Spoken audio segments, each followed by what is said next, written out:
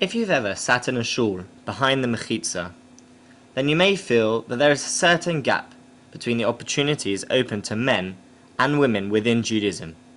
As we learn in the Choveret on Shabbat, women are exempt from any mitzvah which has to be fulfilled at a specific time, for instance lulav, tzitzit, and tefillin. On the one hand, this means that it may be easier for women, as they're not committed to being in shul all the time and having so much to do. On the other side of the coin is that all the opportunities are open to men to express themselves in their worship to Hashem, and are not open to women. Many of us are troubled by the differences between men and women. During the battle for civil rights in America, it was famously decided that there is no such thing as separate but equal.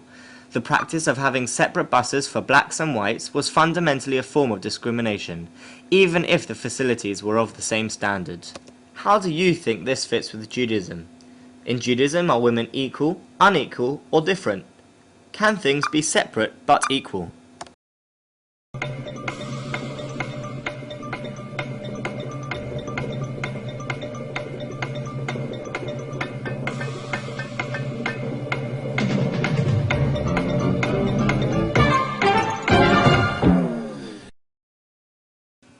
Enhancing the role of women is something which the Reform movement prides itself on.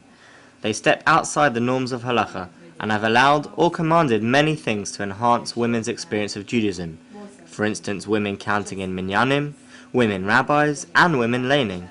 We often feel that Reform have the monopoly of empowering women, but as modern Orthodox Jews, we are also part of a revolution.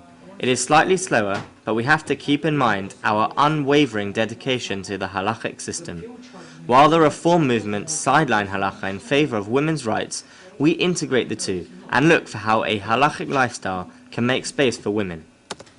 For many years, the idea of women engaging in serious limud Torah, in particular the great depths of the Talmud, was unheard of. But then again, it is only recently that women were allowed to enter university and higher education.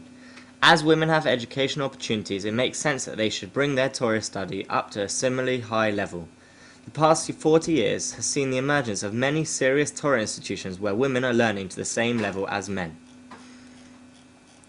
The role of women in Judaism is a massive one and cannot be covered in a single book, never mind a short choveret or peolah.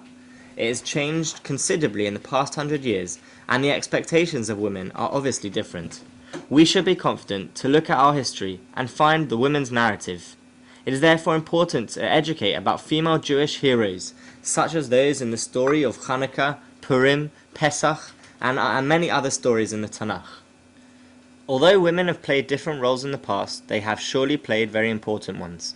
When the Torah was given, it was given to Am Yisrael, a whole nation made up of men and women.